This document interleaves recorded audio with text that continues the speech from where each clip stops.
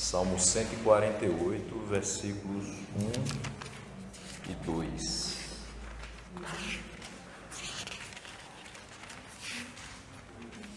A gente vai perceber na questão do ministério dos anjos, para que o Senhor designou a existência dos anjos e como eles atuam, né? Basicamente vai ser esses os pontos que a gente vai tratar. E em relação a Deus, a gente começa com esse significado de que eles louvam a Deus, certo? A gente vai partir do pressuposto de que tudo na criação louva a Deus. Vai para o Salmo 19, é que a gente percebe que tudo que foi criado, né, toda essa criação, ela anuncia a glória de Deus, né, e o firmamento anuncia a obra das suas mãos. Então, tudo que é relacionado à criação deve dar louvor a Deus. Isso não seria diferente também com os anjos. Os anjos louvam a Deus. E nós, enquanto suas criaturas e redimidos, seus filhos, também devemos louvar a Deus. Então, o fato de os anjos louvarem a Deus também nos dá esse entendimento e esse exemplo de que a nossa vida deve ser em louvor a Deus. E o Salmo 148, versículo 1 e 2, ele nos diz o seguinte: Aleluia, louvem o Senhor do alto dos céus, louvem o Senhor nas alturas, louvem o Senhor todos os seus anjos, louvem-no todos os seus exércitos celestiais. Veja que nesse momento aqui, o salmista ele já começa com a expressão de aleluia, louvado seja Deus. E é um imperativo, ou seja, uma ordem, que louvem o Senhor do alto dos céus, louvem o Senhor nas alturas, louvem o Senhor todos os seus anjos. Ele não dá aqui uma brecha, não dá uma abertura para que haja exceções. Ele diz: louvem o Senhor todos os seus anjos, e depois ele finaliza o versículo 2 com louvem-no todos os seus exércitos celestiais. E a gente sabe muito bem o que aconteceu com os anjos que não se submeteram ao Senhor e não o louvaram por toda a eternidade. Os que são chamados de anjos caídos. Então, se nós queremos viver em conformidade com a palavra de Deus, nós temos também esse exemplo, essa colocação dos anjos que louvam a Deus. E a relação que eles têm com Deus é de louvor. Esse é o ministério dos anjos. E a nossa relação com Deus também deve ser de louvor. Vocês vão perceber que eu vou estar sempre fazendo essa comparação entre o ministério dos anjos e o que é relacionado conosco, para que a gente também tenha essa questão da aplicação para a nossa vida. Não somente entenda o ministério dos anjos, mas também veja o que serve de exemplo, o que serve de aplicação para que a gente também tenha na vida cristã. Um segundo ponto é que eles o adoram. E aí Hebreus 1,6, espero que vocês abram também o texto de Hebreus 1,6. Eu separei um texto de cada item, para que a gente também não se estenda tanto e também possa fazer algumas considerações. Então, Hebreus, capítulo 1 e o versículo 6.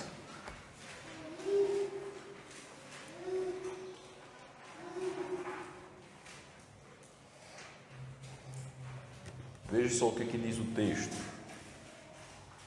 E, novamente, ao introduzir o primogênito no mundo, aí eu quero perguntar para vocês, esse primogênito está escrito com letra maiúscula ou minúscula?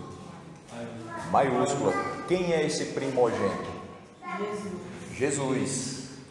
A gente sabe que quando ele morre na cruz e ressuscita, ele ali satisfaz a justiça de Deus. O verter do sangue de Cristo na cruz nos garante a justificação. Então ali os nossos pecados são perdoados. É imputada a justiça de Deus em nós. E hoje nós não somos mais olhados por Deus simplesmente como os pecadores que somos, mas Ele mira em nós e consegue enxergar a justiça de Cristo, que hoje nós temos. Não temos justiça própria, mas temos a justiça de Cristo. E Ele, pela doutrina da adoção, nós entendemos que Ele se torna o primogênito entre muitos irmãos, porque nós também nos tornamos filhos de Deus. Aquele antigo texto que a gente olha lá nos Evangelhos: a todos quantos o receberam foi-lhes dado o poder de serem feitos filhos de Deus. Então, se nós somos filhos de Deus, somos por adoção e somos por conta do sangue de Cristo que nos justifica. E Ele se torna ali primogênito. Primogênito porque Ele foi o primeiro filho. E agora nós somos filhos também. Então, por isso esse primogênito no mundo. Então, novamente, ao introduzir o primogênito no mundo, ele diz: e todos os anjos de Deus o adorem. E qual a nossa questão em relação à adoração a Deus? Temos motivos para adorar a Deus? Temos motivos para adorar a Deus. Quando os anjos devem o adorar, é reconhecendo a sua majestade, é reconhecendo a sua santidade, é reconhecendo a sua grandeza. E nós? Da mesma forma. Nós reconhecemos a grandeza de Deus? Sim ou não? Sim. Reconhecemos a santidade de Deus? O poder de Deus? E reconhecemos que tudo isso está espelhado em Cristo. Ele é a imagem do Deus invisível. Colossenses 1. Ele é o esplendor da glória do Pai. Então, tudo que você vê em Cristo, você encontra no Pai. Se os anjos devem adorar a Ele como esse primogênito do mundo, nós também assim o devemos adorar. Por enquanto, tudo tranquilo? Terceiro ponto é que eles se regozijam com os seus feitos. Jó 38, versículos 6 e 7.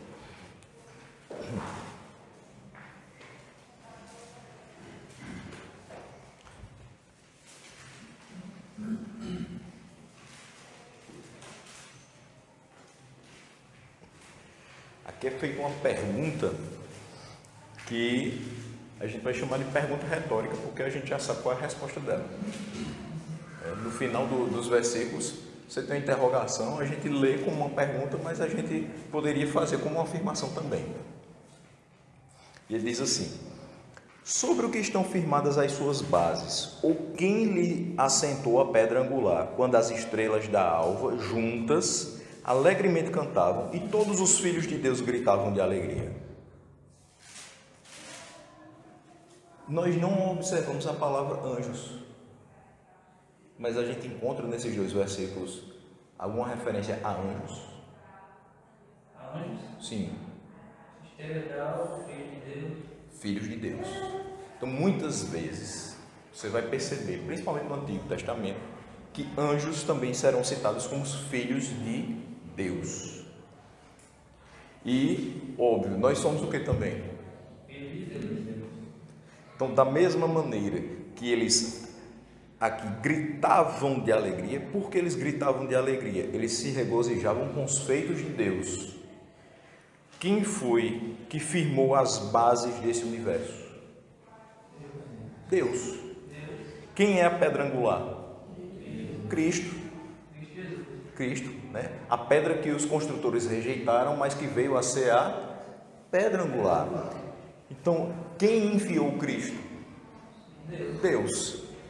E as estrelas da alva juntas cantando. Quem foi que criou todos os luminares? Certo? Então, todos os filhos de Deus gritavam de alegria, ou seja, todos os anjos gritavam de alegria em ver toda a criação de Deus.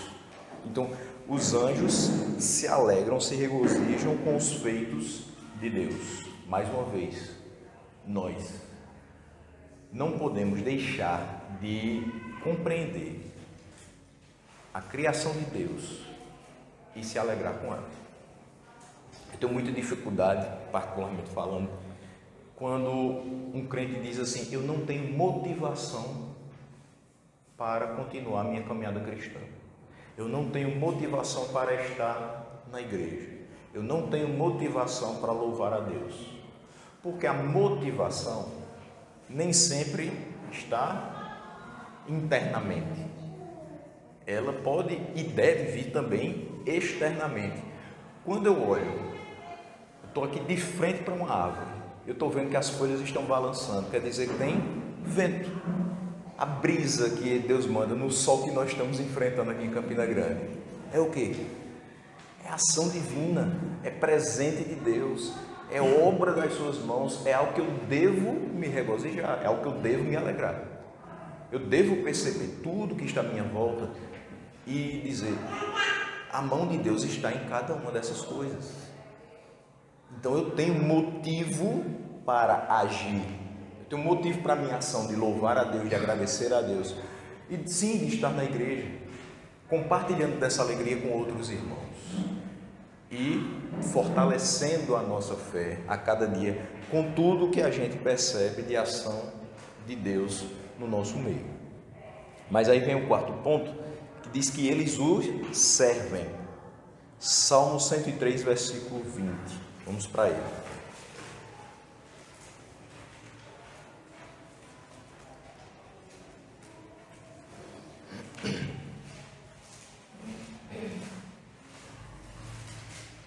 Salmo 103 e o versículo 20. Esse salmo que a gente, na maioria das vezes, prega só os 3 primeiros versículos, no máximo um pouquinho mais para frente, né? Quando a gente vai fazer alguma colocação de agradecimento. Bendize a minha alma, Senhor, e tudo quanto há em mim, bendiga o seu santo nome. Mas veja o que diz o versículo 20, lá na frente, que às vezes a gente nem percebe. Bendigam o Senhor, os seus anjos, valorosos em poder, que executam as suas ordens e lhe obedecem à palavra. Aí veja uma coisa, essa palavra está com que tipo de letra? Minúscula, ou seja, a sua ordem, a sua palavra, o que ele diz. Não é a questão da palavra escrita, mas eles o servem. Como servem a Deus? Primeiro, eles são valorosos em poder. Quem dá força para que a gente haja, para que a gente atue no mundo? Deus. Então, Deus os transforma em valorosos em poder. Eles têm algum tipo de poder, mas é um poder que é garantido por Deus. Nós não temos poder em nós mesmos. Daí a nossa grande crítica, e eu acho que essa crítica é geral, a essa teologia coach que diz assim: olhe para dentro de você, você tem poder e você vai conseguir. O poder que eu tenho dentro de mim é o poder que Deus dá, mas eu não tenho condições de resolver as minhas questões, de resolver tudo da minha vida sozinho. Tanto é que muitas vezes eu vou aos pés de Cristo dizendo o quê? Senhor, eu não sei o que fazer, faz por mim, porque eu não tenho forças. Então Ele provê essa força para que a gente haja. Então eles servem na força do poder que Deus os dá, e aí sim eles se transformam em seres valorosos. Mas principalmente esse serviço é executando as ordens de Deus e obedecendo a palavra que Ele dá. Então, como nós percebemos que são anjos de Deus atuando nesse mundo? Quando a vontade de Deus é feita, quando eles executam as suas ordens e obedecem o que Ele diz. Como nós podemos identificar pessoas que são verdadeiramente filhos de Deus? Quando percebemos em sua conduta alguém que ouve a voz de Deus e executa os seus mandamentos. É assim que nós percebemos.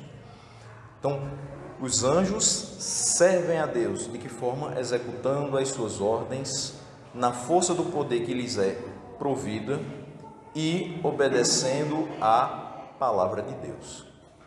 Letra E. Eles se apresentam diante de Deus. Jó, capítulo 1 e o versículo 6.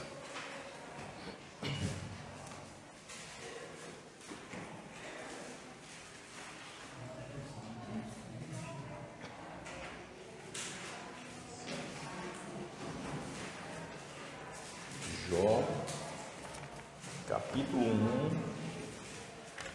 e o verso 6.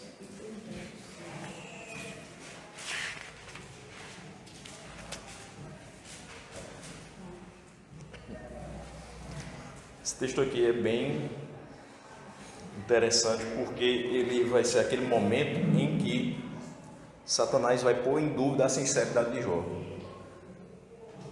Deus vai dizer: você já viu meu servo Jó? Homem reto, íntegro, que teme a Deus e se desvia do mal. O Senhor diz isso a Satanás.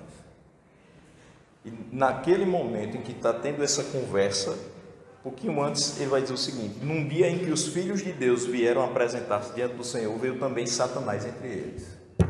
Lembra do outro texto? Filhos de Deus. Então, quem se apresenta diante de Deus, no mesmo momento que Satanás também se apresenta diante dele? Os anjos. E esses anjos serão testemunha daquilo que Deus fala a Satanás. Eles também contemplam a vida de Jó, a conduta de Jó. Então, quando Deus diz: você já reparou no meu servo Jó, que é um homem íntegro, é reto, temente a Deus, se desvia do mal, essa palavra não pode ser descreditada. Satanás vai querer duvidar, vai pôr em dúvida a sinceridade de Jó, mas em momento algum ele vai conseguir isso. Primeiro, porque a palavra de Deus é firme e é verdadeira. Segundo, porque os anjos também estão ali diante dele, testemunhando daquilo que é dito. Então, não é simplesmente uma questão lançada ao léu. Letra F, eles são instrumentos do juízo divino. Então, essa é outra forma deles servirem a Deus, sendo instrumentos do juízo divino. A gente vai lá para Apocalipse 7, versículo 1.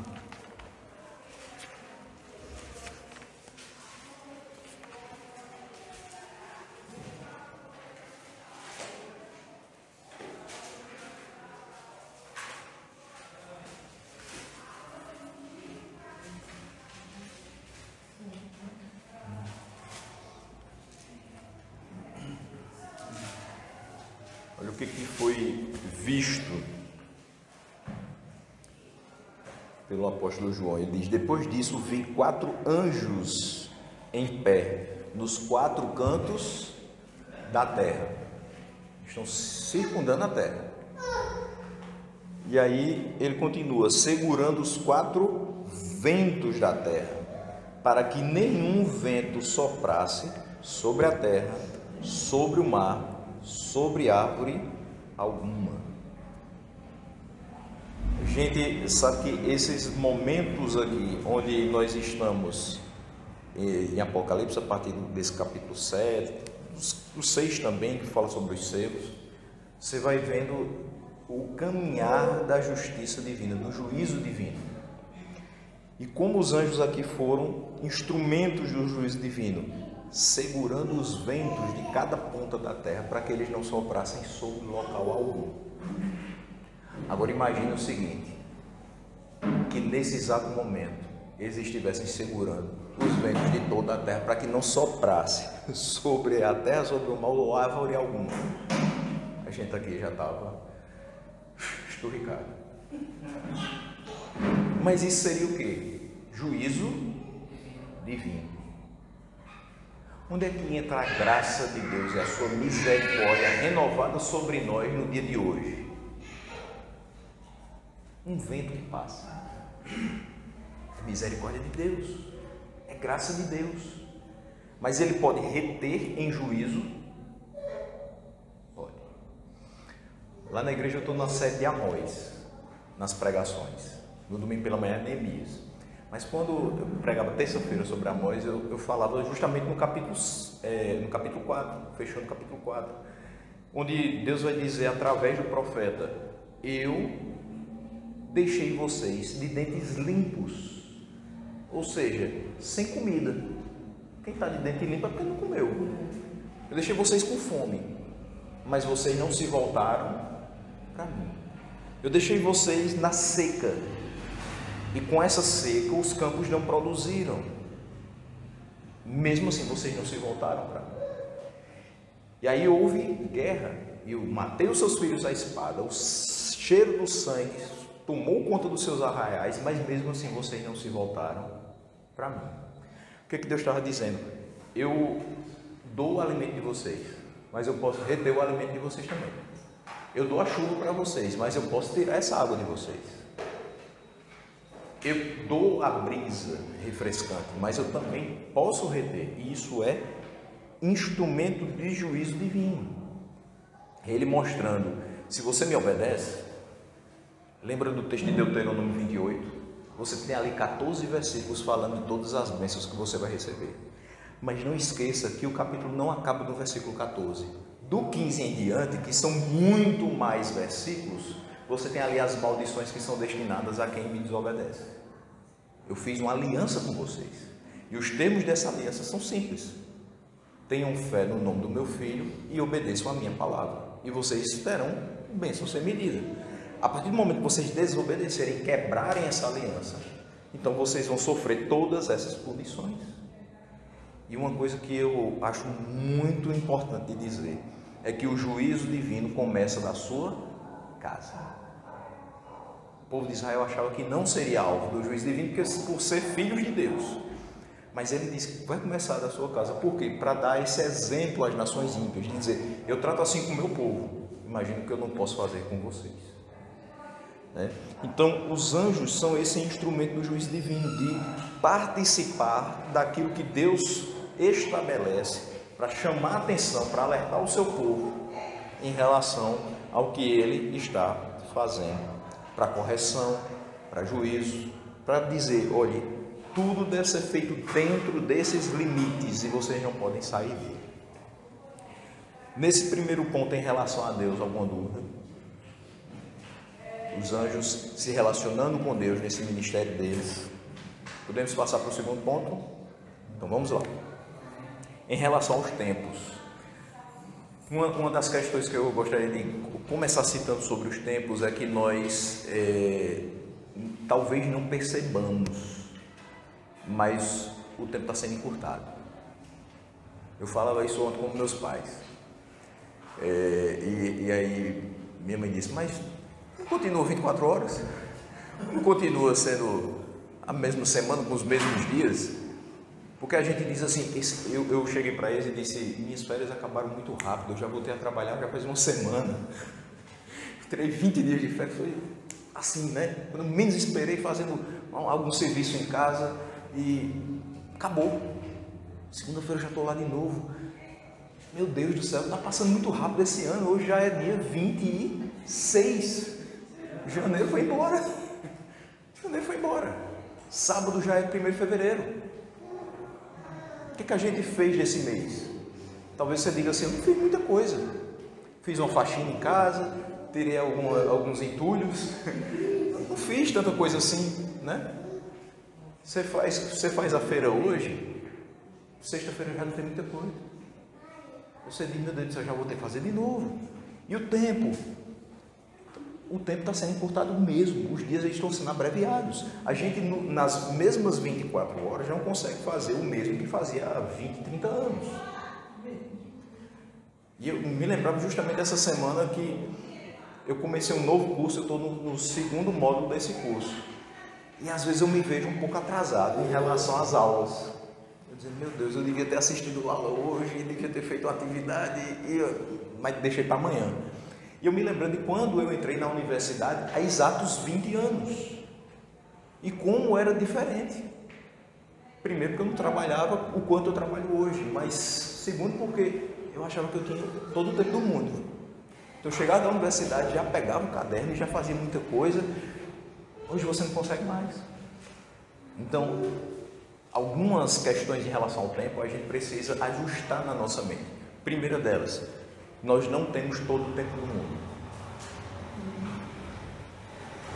Você sabe o dia que você nasceu. Eu também.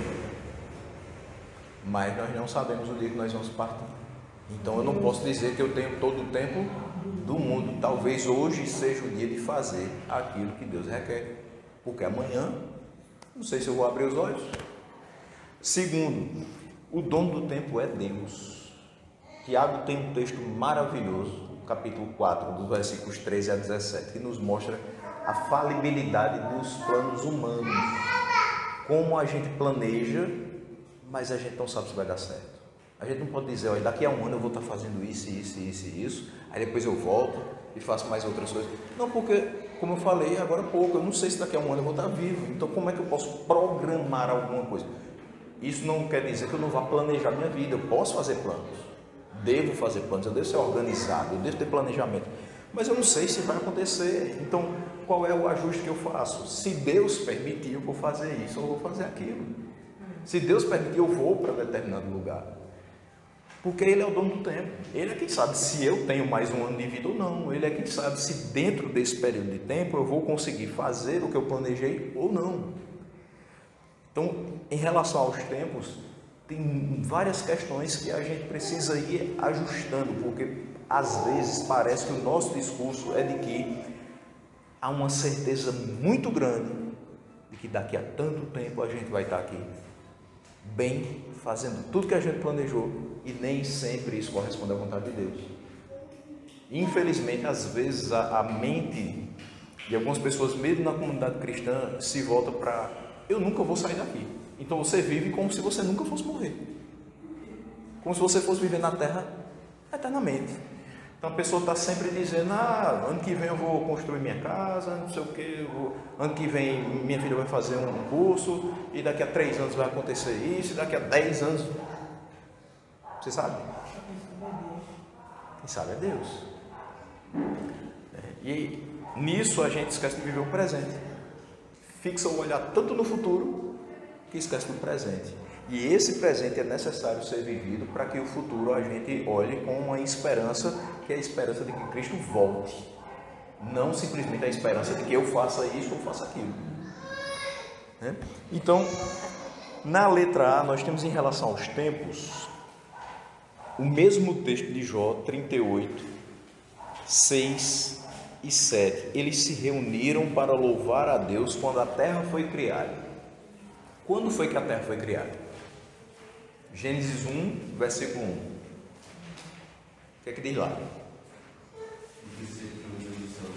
No princípio criou Deus os céus e a terra.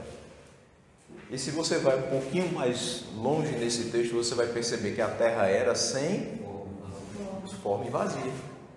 Existia alguma coisa? Nada. Se a gente vai para o texto hebraico, a gente vai perceber que no princípio, do nada, criou Deus os céus e a terra.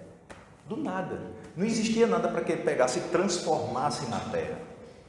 Ele não pegou uma matéria pré-existente e disse assim: pronto, agora eu vou fazer. Tem água, então eu vou fazer um mar. Tem menos água aqui, então agora eu vou fazer os lagos. Não foi assim que a coisa aconteceu. Ele criou tudo pelo poder da sua palavra. Ele disse: haja luz e houve luz. Ele falou que a água fosse dividida e existisse uma parte de água e uma porção seca. Tudo isso foi ele que fez. Então, nesse momento em que a terra foi criada, ou seja, no início de todas as coisas, os anjos se reuniram para louvar a Deus quando a terra estava sendo feita. Aí uma pergunta aqui para a gente refletir: se eles se reuniram quando a terra foi criada para louvar a Deus, isso aqui me revelou uma característica dos anjos. Qual característica é essa?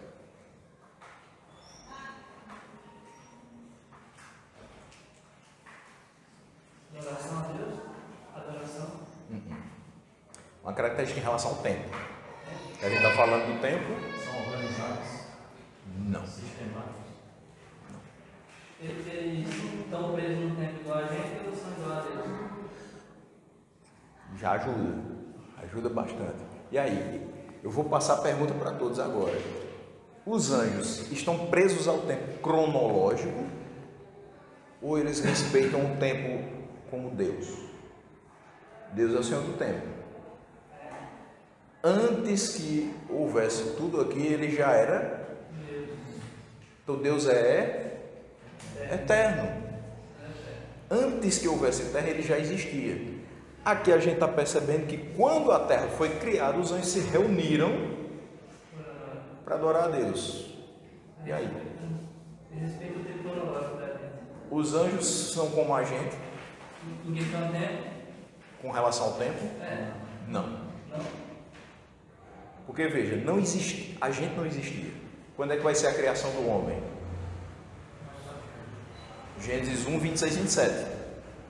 Depois, no sexto dia, daí você vai ter criação do homem, depois a criação da mulher, da costela do homem. Então a gente vai perceber que tudo já estava feito para que o homem chegasse e fosse ali colocado e administrasse aquele jardim. Mas você está percebendo aqui que eles se reuniram para louvar a Deus quando a terra foi criada. Eles se reuniram exatamente naquele momento em que Deus estava lançando as bases desse universo. Então eles são anteriores a nós. Percebe? É uma questão muito pequenininha, mas que a gente consegue, nas entrelinhas, perceber pelo tempo. Então, em relação ao tempo, ele não está preso nas 24 horas da gente. Esse relógio aqui não vai ditar. Até porque eles servem ao Senhor obedecendo a sua palavra, que não é em relação a essa, simplesmente. É em relação ao que ele ordena. Então ele ordenou muito antes que a gente viesse a existir. Letra B. Eles estavam envolvidos quando a lei mosaica foi entregue. Perceba que aqui a estrutura da lição está indo cronologicamente. A gente parte da criação agora para a entrega da lei. Então, estavam envolvidos quando a lei mosaica foi entregue. É Gálatas 3:19.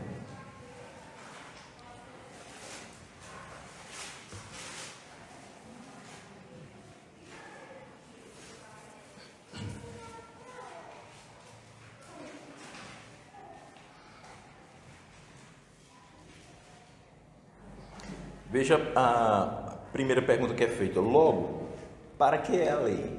Para que serve a lei? Ela foi acrescentada por causa das transgressões. Pergunta de escola dominical: a lei salva? Não. O que a lei faz? Condena. Então ela foi acrescentada por causa das transgressões. Para quê? Para mostrar que nós somos pecadores e nos condenar com os termos da lei, nos termos da lei. Até que viesse o descendente a quem se fez a promessa, e foi promulgada por meio de anjos pela mão de um mediador. Então veja, os anjos estavam presentes nessa entrega da lei, quando a lei mosaica foi entregue, para que as pessoas compreendessem, essa lei foi dada por Deus para que Moisés pudesse passar ao povo e pudesse organizá-los de modo que essas transgressões viessem a ser menos frequentes. Não quer dizer que não vai acontecer, mas quer dizer que dá uma refreada. Hoje, mesmo ainda existindo a lei, que ela não deixou de existir, a lei não deixou de existir. A gente hoje não segue determinados pontos da lei porque eles foram satisfeitos em Cristo. Então a gente não faz mais sacrifícios, a gente precisa guardar as festas judaicas, porque tudo isso era sombra daquele que haveria de vir. Ele veio, certo? Mas a lei em si, ela não foi quebrada. Os 10 mandamentos são válidos para nós. Ou você vai sair por aí roubando, matando, cobiçando? Não, você sabe que isso é contra a vontade de Deus, contra a sua palavra. Mas a questão da lei de Deus, ela refreia não somente aquele que a conhece, mas os demais a respeito daquilo que não deve ser feito de mal no mundo. Mas internamente, Quem nos refreia com relação ao pecado? Dentro de nós, o Espírito Santo. Então, naquele momento, Moisés recebe a lei, promulgada por meio de anjos, pela mão de um mediador. Então, ele lê a lei e faz com que as pessoas a conheçam, para que não façam aquilo que a lei proíbe. Hoje, nós temos o conhecimento da lei, e o Espírito que habita em nós nos faz ser puxados para longe do pecado. Faz com que a gente pare, mesmo que os nossos pensamentos, às vezes, corram em direção ao mal, por conta da nossa natureza pecaminosa. Como nós somos templo do Espírito Santo, ele faz com que nós voltemos, caiamos em si e possamos retornar. Então, eles estavam envolvidos também quando a lei mosaica foi entregue. Mais para frente na história vai ter também a participação dos anjos. Eles estavam ativos na primeira vinda de Cristo, Mateus 1:20.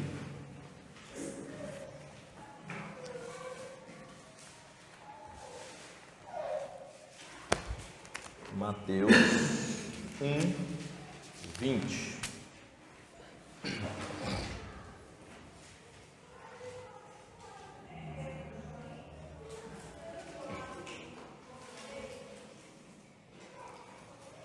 Eu vou ler o 19 e o 20 para que a gente tenha um contexto dessa fala, que diz exatamente aqui o seguinte: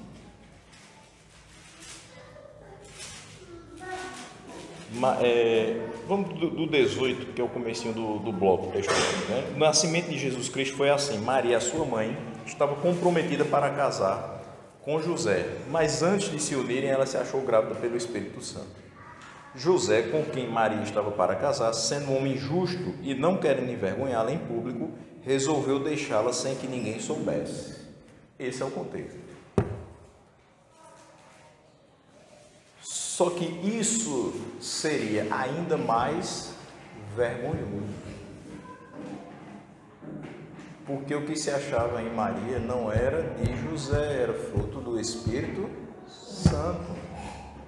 Se ele deixasse ela em secreto, seria danoso aos planos de Deus. Então é enviado um anjo para confirmar a José que aquilo que estava no ventre de Maria não era simplesmente uma criança, mas que era aquele que viria para salvar todos aqueles que foram dados na eternidade pelo Pai ao Filho. Que a gente vai ver lá em João 6, toda essa questão. Então ele vai dizer, enquanto ele refletia sobre isso, enquanto José tentava bolar um plano para que deixar Maria fosse concretizado, eis que lhe apareceu em sonho um anjo do Senhor, dizendo: José, filho de Davi, não tenha medo de receber Maria como esposa, porque o que nela foi gerado é do Espírito Santo. E ele ainda enfatiza mais a função dessa criança quando ele diz o seguinte: ela dará à luz um filho e você porá nele o nome de Jesus, porque ele salvará o seu povo dos pecados deles. Não só ele confirma a questão de que o menino é fruto do Espírito Santo, mas ele diz, é muito importante que esse menino venha ao mundo, porque ele vai salvar o seu povo, os seus irmãos, dos pecados deles. E aí ele continua finalizando a sua fala a José, dizendo o seguinte: ora, tudo isto aconteceu para se cumprir o que tinha sido dito pelo Senhor por meio do profeta: eis que a virgem conceberá e dará à luz um filho, e ele será chamado pelo nome de Emanuel, que significa Deus conosco. E onde é que está esse texto? Isaías 7,14. Exatamente, Isaías 7,14. Então veja só, tudo isso aconteceu para que se cumprisse a palavra do profeta, a palavra de Deus por meio do profeta Isaías. Então aqui o anjo tem duas funções nesse momento de primeira vinda de Cristo: é certificar José de que aquele filho é fruto do Espírito Santo, e segundo, para certificar qualquer um que esteja nesse contexto de que também ele é o cumprimento de uma profecia. Ok? Letra D, eles estavam ativos durante os primeiros anos da igreja. Aí a gente já vai pular lá para Atos 8, 26.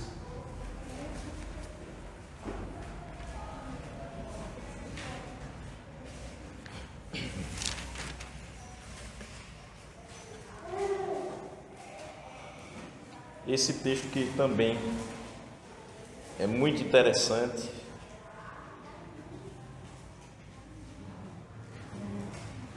Em que o eunuco etíope está lendo Isaías e Filipe emparelha ali na carruagem e diz: você está entendendo o que você está lendo?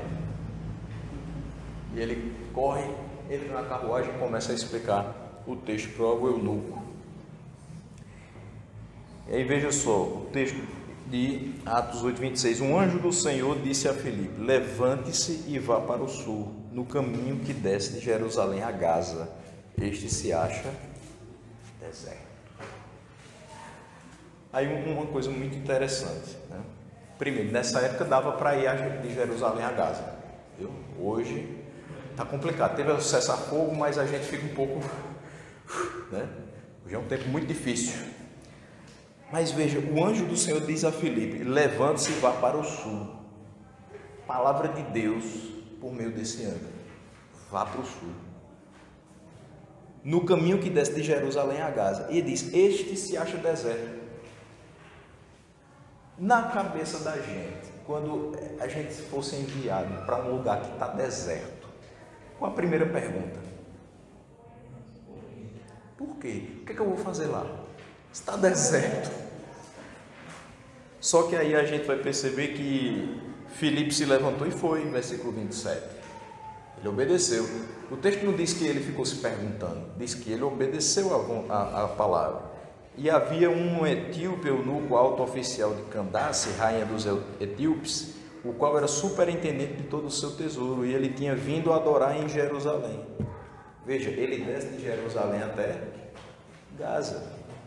O etíope estava fazendo o caminho contrário, indo para Jerusalém adorar o Senhor. Mas ele precisava que nessa estrada alguém estivesse ali para explicar o que ele estava lendo, porque ele não estava entendendo o que lia. Então aqui você vai ter, nos primeiros anos da igreja, o Senhor se utilizando também dos seus anjos para falar com o seu povo, para esse mover missionário. Aqui Filipe estava sendo um missionário do Senhor, enviado para explicar a palavra. E vários outros também assim o foram.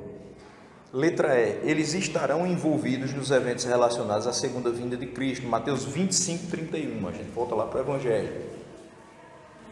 Veja como é interessante, a gente saiu de criação, depois entrega da lei, depois primeira vinda de Cristo, os primeiros anos da igreja, agora a gente vai para o futuro, segunda vinda de Cristo. Os anjos vão estar lá também, vão estar envolvidos nesses eventos relacionados à segunda vinda de Cristo. Mateus 25, 31 vai dizer o seguinte: quando o Filho do Homem vier na sua majestade e todos os anjos com ele, então se assentará do trono da sua glória. Imagina aí, eu tento não ir muito longe nos meus pensamentos, porque o pensamento da gente é muito limitado e às vezes a gente passa longe do que vai ser a realidade. A gente não sabe nem como vai ser isso, mas eu sei que vai ser glorioso. Ele descendo com todos os seus anjos e se assentando no trono da sua glória.